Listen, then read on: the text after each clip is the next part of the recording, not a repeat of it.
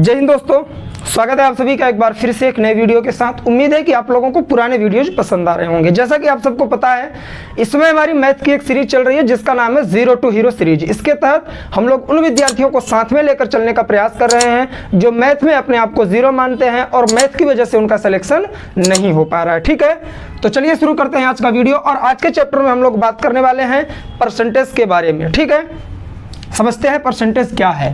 Percentage का एक symbol होता है प्रतिशत।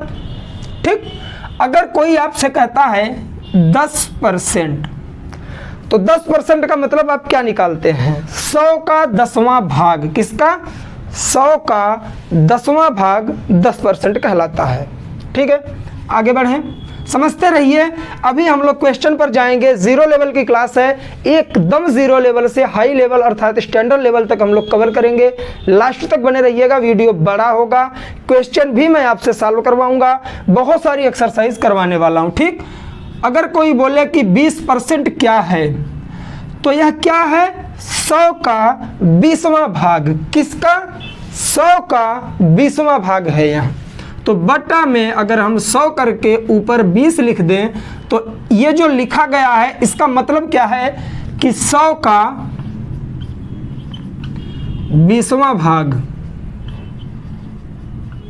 यही हुआ ना। तो परसेंटेज यही है। ये जो परसेंटेज का सिंबल है इसका मतलब है कि बटा में 100 काट सकते हैं आप इसे।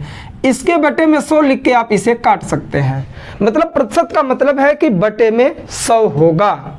ठीक, आगे बढ़ते हैं। मान लीजिए अगर 500 रुपए है और इसका आपको 20% निकालना है, तो आप कैसे निकालोगे? आप कैसे करते हो? 500 गुणे में 20 और बटे में 100। अरे ये तो परसेंटेज लगाना चाहिए था ना, परसेंटेज पूछ रहा है। हम नहीं लगाएंगे क्योंकि इसी परसेंटेज की वजह से नीचे हमने 100 लिख दिया है। तो ये परसेंटेज हमारा नहीं होगा, हमारा निकल जाएगा कितना? 100 रुपये। ठीक, आप ये समझ गए होंगे जो मैं समझाने का प्रयास कर रहा था कि परसेंटेज का मतलब है कि बटा में 100। आगे बढ़ते हैं। चलिए मान लेते हैं जैसे 4/5 है, इसे प्रतिशत में बदलना है। ऐसे प्रश्न बनते हैं छोटे एग्जाम में। 4/5 को आप प्रतिशत में बदल के दिखाइए। तो आप क्या करते हैं?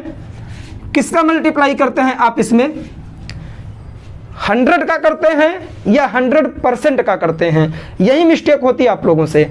आपको हमेशा 100% का करना है। कैसे, वो मैं समझाता हूं। 4/5 को अगर प्रतिशत में बदलना है तो हम इसके आउट ऑफ 100% कर देंगे अगर, तो 5 विषय हमें 100, 20 चौक 80%।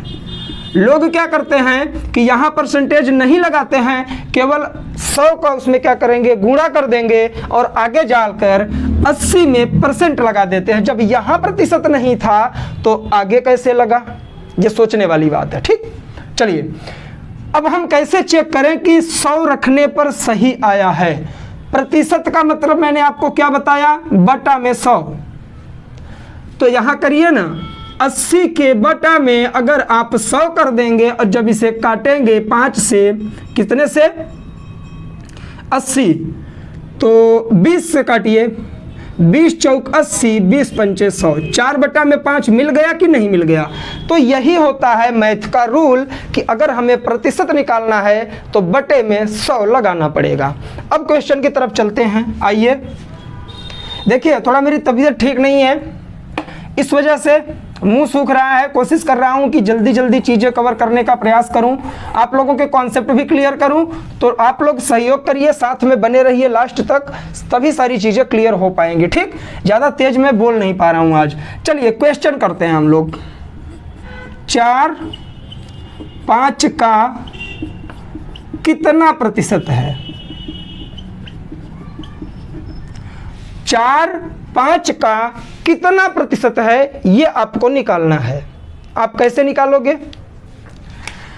जिसके बारे में पूछा जाए उसे रखेंगे ऊपर। देखिए एकदम सिंपल वे में बता रहा हूं आप लोगों को। जैसे स्टैंडर्ड लेवल के जो बच्चे होते हैं, जैसे सेकंड स्टैंडर्ड, थर्ड स्टैंडर्ड के, उन्हें बताया जाता है, उस प्रकार से बताने का प्रयास कर रहा हूं। 4 5 का कितना प्रतिशत है। अगर यह प्रश्न बना तो आपको यह देखना है कि किसके बारे में पूछा जा रहा है। पूछा जा रहा है 4 के बारे में, ठीक है। तो इसे रखेंगे हम ऊपर। किससे पूछा जा रहा है? 4 को किससे कंपेयर किया जा रहा है? तो 5 से। जिसके बारे में पूछा जा रहा है वो ऊपर रखेंगे, जिससे कंपेयर किया जा रहा है उसे नीचे रखेंगे और गुणे में 100% कर देंगे, निकल जाएगा। बहुत इजी है। तो पूछा जा रहा है 4 के बारे में और 5 से संबंधित पूछा जा रहा है, तो 5 को रख देंगे नीचे और आउट ऑफ 100%। तो ये हमारा निकल गया कितना? 5 20 पंचे 100, तो 20 चौके 80%। हमें पता चला कि जो 4 है संख्या 5 का 80% है। अब अगर प्रश्न बने आपसे कि 4 5 से कितना कम है, 4 5 से कितना प्रतिशत कम है, अब कैसे निकालेंगे? 4 5 से कितना प्रतिशत कम है यह पूछा जा रहा है। पहले पूछा गया था कि 4 5 का कितना प्रतिशत है, तो वो निकालने के लिए हमने क्या सीखा कि जिसके बारे में पूछा जाए उसे ऊपर लिख दिए, जिससे कंपेयर किया जा रहा है उस संख्या को नीचे रख दिए। अब पूछ रहा है कि एक संख्या दूसरी संख्या से कितनी ज्यादा है, तो 4 और 5 से कितना कम है। प्रश्न बना कि जो 4 है यह 5 से कितना प्रतिशत कम है। तो इसमें क्या करेंगे, पहले देखिए कि यह एक्चुअल में कितना कम है। 4 और 5 का जो अंतर है उसे आप लिखेंगे ऊपर। मैं ये छोटे छोटे वर्ड इसीलिए लिख रहा हूं कि आप लोग इसे याद रखें। तो 4 और 5 में अंतर कितने का है? 1 का। अब वही ध्यान देना है आपको कि किसके बारे में पूछ रहा है? 4 के। लेकिन जब अंतर हमने निकाला तो ऊपर अंतर लिखेंगे क्योंकि छोटा पूछ रहा है। किससे पूछ रहा है? 5 से, तो 5 को रख देंगे हम नीचे और आउट ऑफ 100%, 5 विषय में 100 बराबर 20%। हमें पता चला कि 4 जो है यह 5 का केवल 80% है और कितना कम है? तो 20%। जायज़ सी बात है, अगर यह 80% है और 20% कम है तो इसका मतलब है कि ये जो 5 है यह 100% है। ऐसे क्वेश्चन छोटे एग्जाम में बनते हैं, आप लोग ध्यान रखिएगा, ठीक है। आगे बढ़ते हैं। अब थोड़ा स्टैंडर्ड लेवल के क्वेश्चन हम लोग लिखेंगे, ठीक। बहुत सारी चीजें एकदम इजी वे में मैं आप लोगों को सिखाऊंगा, लास्ट तक बने रहेंगे, बहुत ज्यादा मजा आने वाला है, ठीक है। ये सारी चीजें कोई बताता नहीं आपको इतना डीपली। अब मैं कोशिश कर रहा हूं कि बताऊं। एक बार पानी पी लेता हूं, मुंह सूख रहा है तबीयत की वजह से।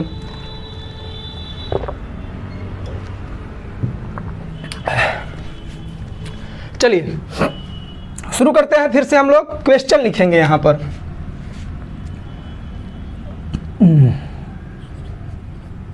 दो संख्याएं, मेरे साथ आप लोग लिखिए। दो संख्याएं किसी तीसरी संख्या के, दो संख्याएं किसी तीसरी संख्या के 20% तथा 25% के बराबर हैं, तो पहली संख्या क्या? पहली संख्या दूसरी संख्या के, पहली संख्या दूसरी संख्या के कितने प्रतिशत के बराबर होगी, या कितने प्रतिशत के बराबर है, या कितना प्रतिशत है। ठीक, सेंटेंस समझ लेंगे, चीजें क्लियर हो जाएंगी। क्वेश्चन हम लोगों ने क्या लिखा, ध्यान से देखेंगे, आप लोग नोट डाउन कर लीजिएगा। दो संख्याएं किसी तीसरी संख्या के 20% और 25% के बराबर हैं, तो पहली संख्या दूसरी संख्या के कितने प्रतिशत के बराबर है। तो अभी हम लोगों ने क्या सीखा था, पहली संख्या दूसरी संख्या के कितना प्रतिशत है या फिर कितने प्रतिशत के बराबर है, दोनों सेम ही होगा। तो हमने अभी क्या देखा था कि 4 5 के कितने प्रतिशत के बराबर है, हमने यही देखा था ना। अभी देखा था कि नहीं हमने कि 4 5 का कितना प्रतिशत है, यही तो यहां पूछ रहा है। इसे मान लीजिए पहली संख्या, इसे मान लीजिए दूसरी संख्या, तो पहली संख्या दूसरी संख्या के कितने प्रतिशत के बराबर है। तो हमने फॉर्मूला क्या देखा था कि जिसके बारे में पूछा जाए उसे ऊपर लिख देंगे और जिससे कंपेयर किया जाए उसे नीचे लिख देंगे और आउट ऑफ 100 कर देंगे, परसेंट लगा देंगे। ये परसेंट मैं क्यों लगा रहा हूं, परसेंट से परसेंट कट जाएगा क्योंकि हम लोग डायरेक्ट सॉल्व कर रहे हैं। अभी मैं आप लोगों को एक ट्रिक भी बताने वाला हूं, वो बेस है, ये ट्रिक है, ठीक। जब परसेंट से परसेंट कट गया और 25 चौका 100 और 4 दूना 8, 80%। हमें पता चला, अभी हमें ये नहीं पता है कि तीसरी संख्या कितनी है, अभी हमें यह नहीं पता चला है कि तीसरी संख्या कितनी है। केवल इन्हीं दोनों परसेंटेज के दम पे हमने निकाल लिया कि तीसरी संख्या कितनी भी हो, पहली संख्या कितनी भी हो, दूसरी संख्या कितनी भी हो, कोई मतलब नहीं है। हमें पता चल गया कि जो पहली संख्या है यह दूसरी संख्या के 80% के बराबर है। ठीक है, क्लियर हो गया आपको। आगे बढ़ते हैं, इसी को ध्यान से समझिएगा। 3 संख्याएं हैं, तीसरी संख्या को मान लीजिए 100।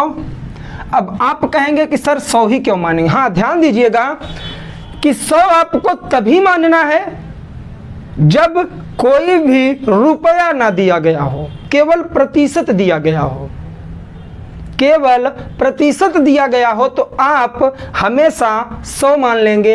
अगर पहले से दे दिया गया है तो आप 100 नहीं मानेंगे, वरना गलत हो जाएगा। जैसे यहां दिया कि 2 संख्याएं किसी तीसरी संख्या के 20% तथा 25% के बराबर हैं, तो आप 100 मान सकते हैं। अगर आपसे पूछता कि 2 संख्याएं किसी तीसरी संख्या नहीं, 500 रुपए लिख देता कि कोई 2 संख्याएं 500 रुपए के 20% और 25% के बराबर हैं, तब आप 100 नहीं मानेंगे। तब वो तीसरी संख्या आप 500 मानेंगे, 500 का 20% निकालेंगे, 25% निकालेंगे, सॉल्व कर देंगे। ठीक है, जब कोई संख्या नहीं दिया है तो हमें कोई ध्यान भी नहीं देना है, हम डायरेक्ट 100 मान लेंगे। तो दूसरी संख्या कौन सी होगी, दूसरी संख्या 25% है। 100 का 25% कितना होता है, 25 ही होता है, लिख दिए हम। पहली संख्या 20% है तो 100 का 20% कितना होगा, 20। अब देखिए, अब हमारी सवाल सॉल्व होने वाली है, जैसे हमने सॉल्व किया है यही आने वाला है। क्या पूछा है, पहली संख्या दूसरी संख्या के कितने प्रतिशत के बराबर है, मतलब पहली संख्या दूसरी संख्या के कितने प्रतिशत के बराबर है। तो जिससे पूछा गया है, मतलब जिसके बारे में पूछा गया है वह पहली संख्या है, तो इसे हम लिख देंगे ऊपर, और जिससे संबंधित पूछा गया है वह दूसरी संख्या है, इसे लिख देंगे नीचे और आगे बढ़ा देंगे और आउट ऑफ 100% कर देंगे। 25 चौका 100, 80%। आ गया, बिल्कुल आ गया। अब इसी में प्रश्न बन गया, मैं क्वेश्चन बार बार नहीं लिखूंगा, आपको खुद ध्यान देना है। 2 संख्याएं किसी तीसरी संख्या के 20% तथा 25% के बराबर हैं, तो पहली संख्या दूसरी संख्या के कितने प्रतिशत के बराबर है। इसे हटा के अगर कर दे कि पहली संख्या दूसरी संख्या से, पहली संख्या दूसरी संख्या से कितने प्रतिशत बराबर नहीं, कितने प्रतिशत कम है, अगर पूछ ले। अब ये आप लोग अलग से क्वेश्चन लिखेंगे, कॉपी में कटपिट नहीं करेंगे, कितने प्रतिशत कम है। अब ध्यान से पढ़िए क्वेश्चन क्या बना है, मैं आपको ये भी बता चुका हूं 4 और 5 से। देखिए, 2 संख्याएं किसी तीसरी संख्या से 2 संख्याएं किसी तीसरी संख्या के 20% और 25% के बराबर हैं। ठीक, तो पहली संख्या दूसरी संख्या से कितने प्रतिशत कम है? तो बराबर ही कह रहा है, तो 100% पहली संख्या हो गई 100, तीसरी संख्या मानेंगे हम 100, दूसरी संख्या 25% है तो 25 लिख देंगे, 20% है तो 20 लिख देंगे। इसका मतलब ये नहीं कि जितना परसेंट है वही लिख देंगे। 100 माने हैं तो 100 का 20% 20 ही होगा, 100 का 25% 25 ही होगा, इसलिए हमने लिख दिया। अब क्या पूछ रहा है? पहली संख्या दूसरी संख्या से कितने प्रतिशत कम है। पहली संख्या पूछ रहा है, दूसरी संख्या से कितने प्रतिशत कम है, तो किसके बारे में पूछ रहा है? पहली के किससे? दूसरी से। तो पहले देख लीजिए कि एक्चुअल में कितनी कमी है। तो ये 20 है, ये 25 है, तो 5, जैसे हमने आगे देखा था कि 4 5 से कितना कम है, तो हमने दोनों का अंतर निकाल लिया था, उसके बाद जिससे कम है उसे नीचे लिख दिया था।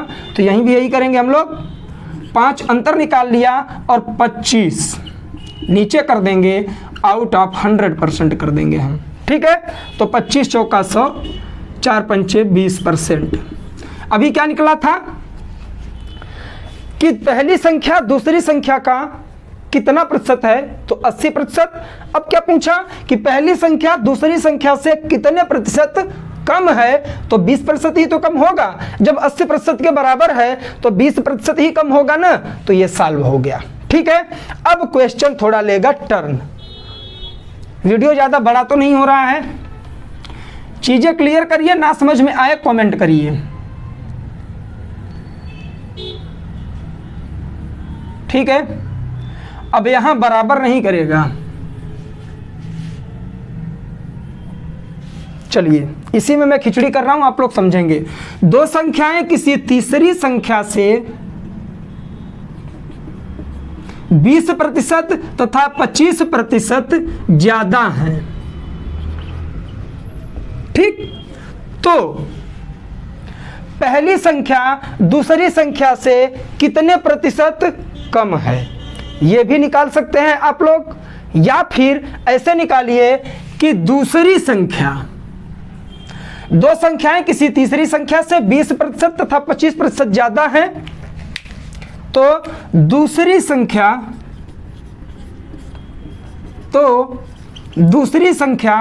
पहली संख्या से कितने प्रतिशत ज्यादा है।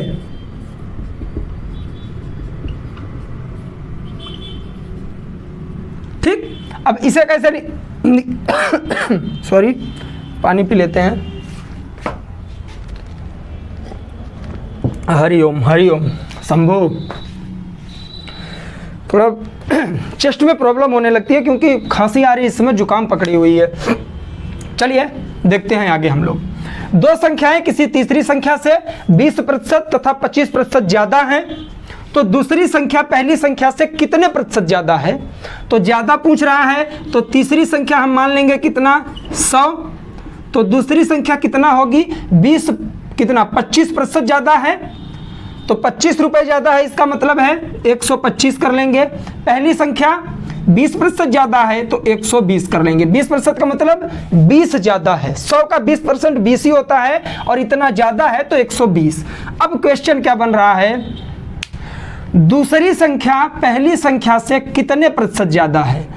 दूसरी संख्या पहली संख्या से या इसके बारे में, मैं जो स्टार्टिंग से आप लोगों को कॉन्सेप्ट बताया हूं, जिसके बारे में पूछा जा रहा है वो ऊपर, और जिससे संबंधित पूछा जा रहा है वो नीचे।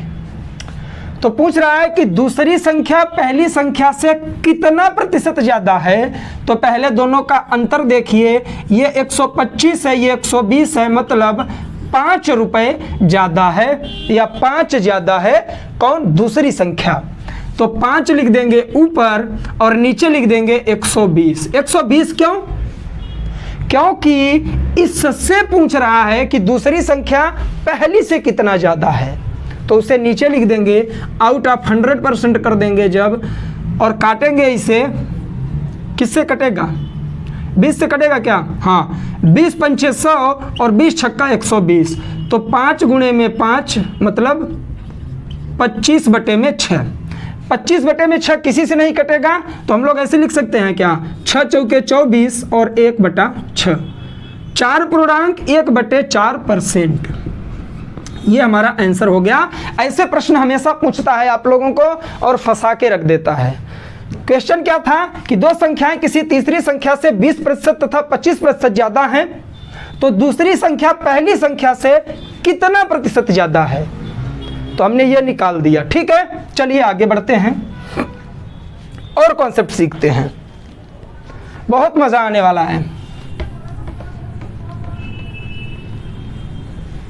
अब ये ज्यादा था, अब इसे कम भी तो करते हैं हम लोग, क्या? कम है।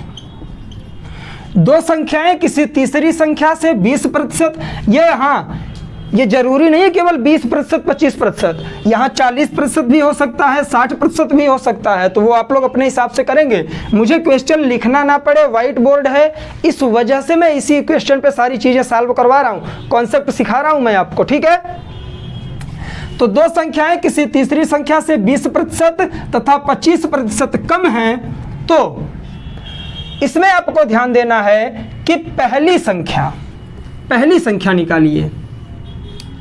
ठीक है, तो पहली संख्या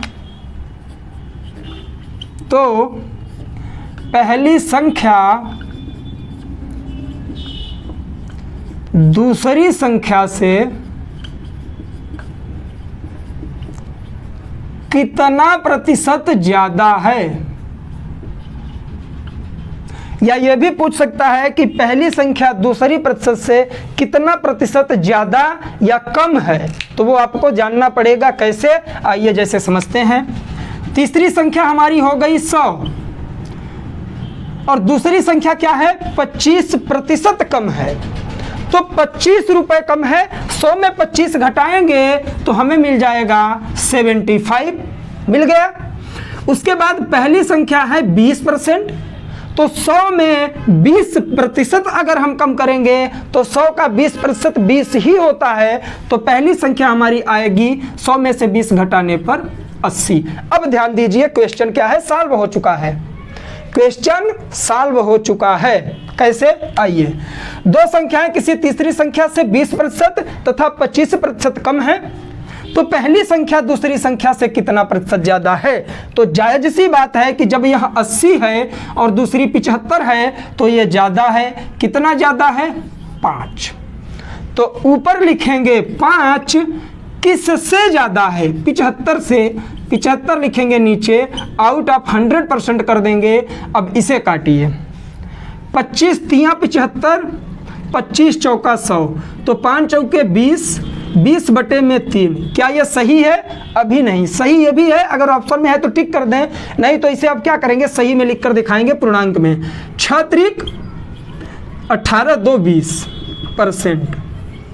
हमें पता चल गया कि पहली संख्या दूसरी संख्या से 6 सही 2/3% का कम है, सॉरी ज्यादा है। ठीक है, तो ये था हमारा क्या?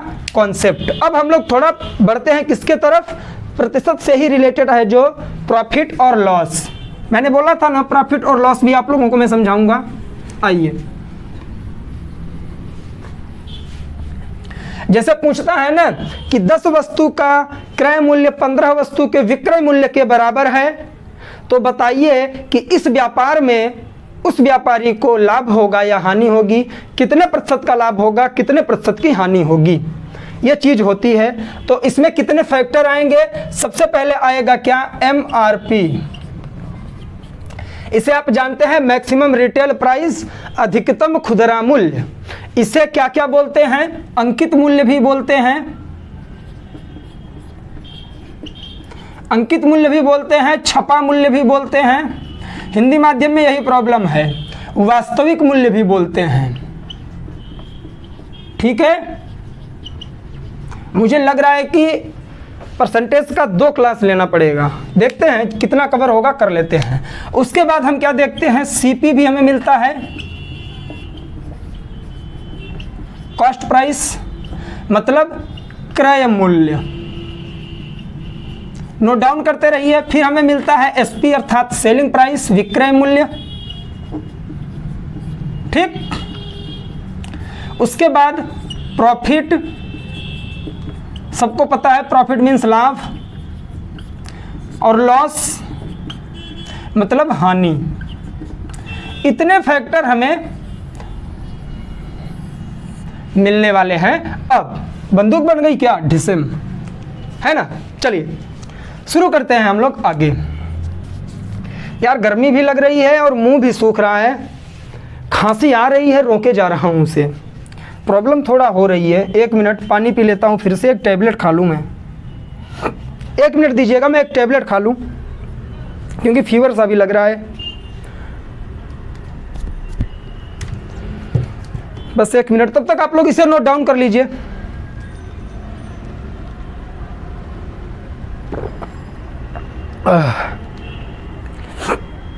ये भोलेनाथ।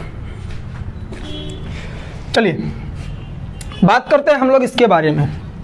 इसमें आपको 2 प्रकार के केस मिलेंगे, ठीक है। जब इससे रिलेटेड प्रश्न बनेगा तो 2 केस मिलेंगे। कौन सा, अमाउंट केस, और उसके बाद दूसरा मिलेगा हमें, ये पहला हो गया, दूसरा मिलेगा हमें रेट का केस, ठीक। अमाउंट केस वह होगा जिसमें प्रॉफिट, लॉस, सेलिंग प्राइस और कॉस्ट प्राइस, ये सब हमें अमाउंट में दिया रहेगा। और रेट वह होगा जिसमें अमाउंट का नाम नहीं लिया जाएगा। जिस क्वेश्चन में, वह रेट का केस हो जाएगा। और उसमें प्रश्न कैसे बनता है मैं वो भी बताऊंगा।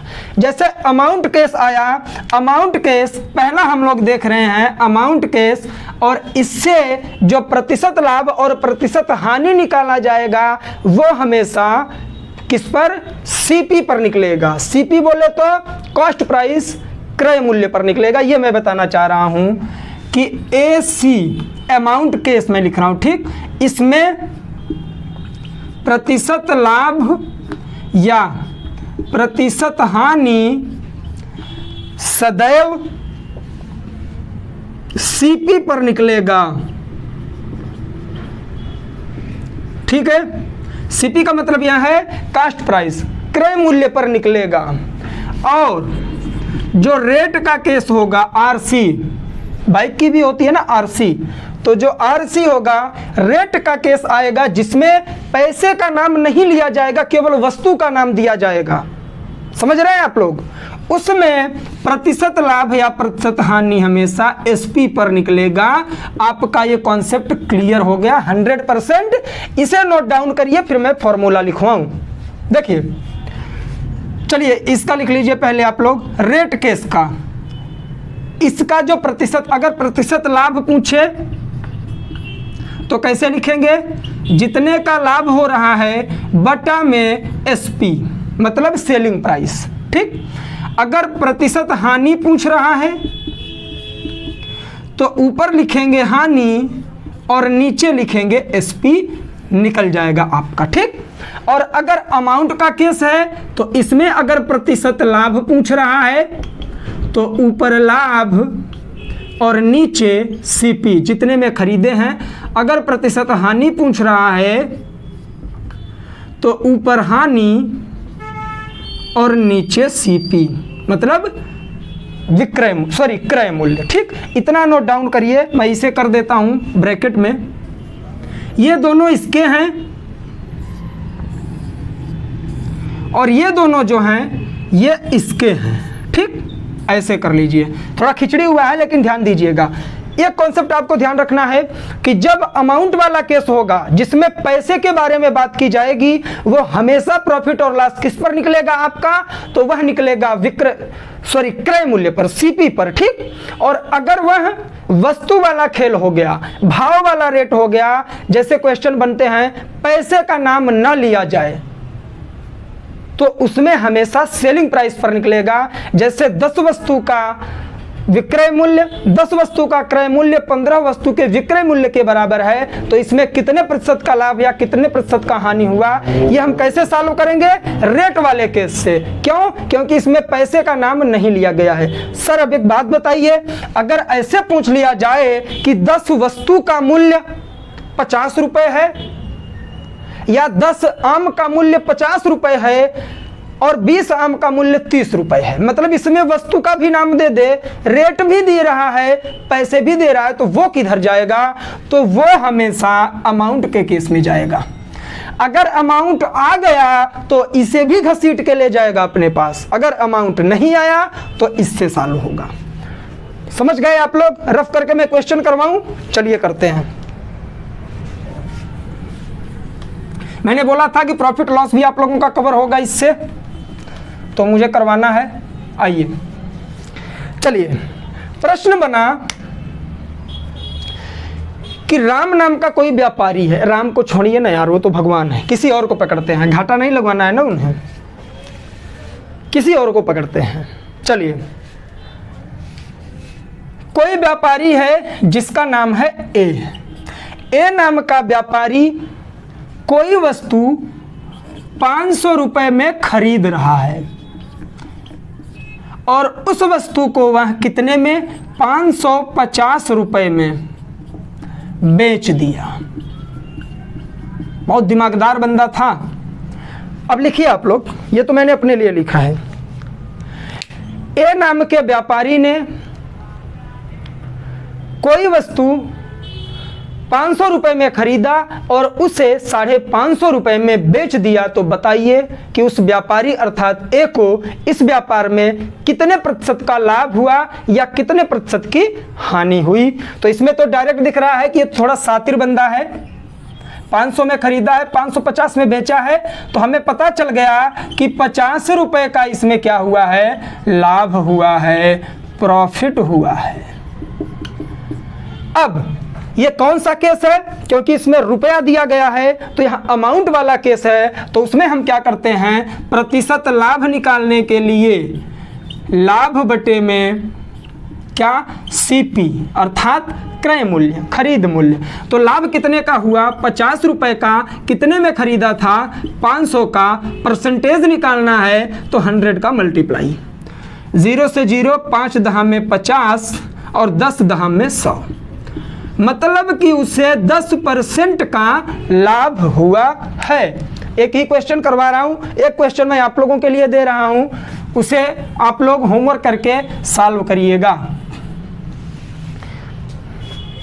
एक किसी वस्तु को 1000 रुपए में खरीदता है और उसे, या ऐसे कि एक किसी वस्तु को 1000 रुपए में खरीदता है और उसे 850 रुपए में बेच देता है, तो उस व्यापार में उसे लाभ हुआ या हानि हुआ और कितने परसेंट का हुआ, ये आप लोग निकालेंगे। 1000 में खरीदा है, 850 में बेचा है, तो ये आप लोग सॉल्व करके बताएंगे। चलिए अब आते हैं हम लोग रेट वाले केस पर। आज इतना ही होगा, ये लास्ट कॉन्सेप्ट होगा आपका, क्योंकि वीडियो ज़्यादा बड़ा हो रहा है। चलिए, 10 वस्तु का क्रय मूल्य सीपी 15 वस्तु के विक्रय मूल्य के बराबर है। ऐसा प्रश्न बनता है ना, लिखिए आप लोग, 10 वस्तु का क्रय मूल्य 15 वस्तु के विक्रय मूल्य के बराबर है, तो इस व्यापार में लाभ या हानि हुआ और कितने परसेंट का हुआ। फिर से सुनिए, 10 वस्तु का क्रय मूल्य 15 वस्तु के विक्रय मूल्य के बराबर है, तो इस व्यापार में कितने प्रतिशत का लाभ या फिर कितने प्रतिशत की हानि हुई। तो पहले हमने ये देखा कि रुपए का तो नाम कहीं नहीं लिया गया है बाबा, तो नहीं लिया गया है ना, इसमें केवल वस्तु बोल रहा है, रुपए का नाम नहीं है, तो यह रेट वाला केस है। अब रेट वाले केस को हम कैसे सॉल्व करते हैं देखते हैं। 10 वस्तु खरीदा, मान के चलिए 10 वस्तु का क्रय मूल्य 15 वस्तु के विक्रय मूल्य के बराबर है। अरे बाबा, इसमें 5 वस्तुएं घर से घुस गई क्या? हाँ, ऐसे समझिए कि आप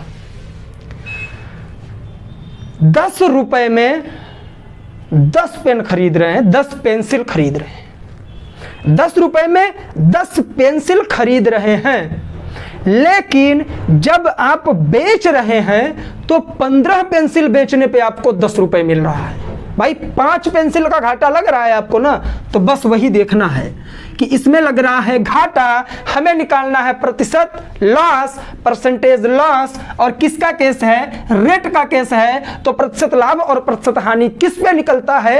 एसपी पर निकलता है। आइए 5 का उसे क्या हुआ? घाटा। और कितना सेलिंग प्राइस था? 15% निकालना है 100%। तो ऐसे भी काट सकते हैं आप लोग, ऊपर से मत काटिए, यहीं से काट दीजिए। 5 तिहाई में 15 और 5 विसह में 100। ठीक है, गड़बड़ हो रहा है क्या? ऐसे करिए, 5 बटे में 15 आया। आप सबको पता है ना कि ये सेलिंग प्राइस है, सेलिंग प्राइस पे निकलता है। रेट के केस में प्रतिशत लाभ हो या प्रतिशत हानि हो, वो हमेशा किस पर निकलता है? तो एसपी पर निकलता है। फॉर्मूला क्या होगा? अगर हानि हो रही है तो ऊपर हानि लिखेंगे और नीचे एसपी, अगर लाभ हो रहा है तो ऊपर लाभ लिखेंगे और नीचे एसपी, और आउट ऑफ 100% कर देंगे क्योंकि हमें परसेंट निकालना है। तो 5 वस्तु का इसे घाटा हो रहा है कितने पर? 15 पर। 15 इसकी सेलिंग प्राइस है, आउट ऑफ 100%। तो 5 एक का 5, 5 तिहाई 15। तो कितना हो गया? 100 बटे में 3। तो इसे हम कैसे लिख सकते हैं? 33 सही 1/3% का इसे क्या हो गया यार? बंदे को लॉस हो गया, घाटा लग गया इसे। ये बबुआ दुकान पर गया था और 10 रुपए की वस्तु खरीद के लाया था। 10 रुपए सॉरी कि वह जितने रुपए में 10 वस्तु खरीद के लाया था, उतना रुपए प्राप्त करने के लिए उसे 15 बेचनी पड़ी। बबुआ 5 अपने घर से भी बेच रहा है, मतलब उसे घाटा हो रहा है भाई। तो घाटा हमने निकाल दिया कि इस व्यापार में उसे 33% का घाटा लगा।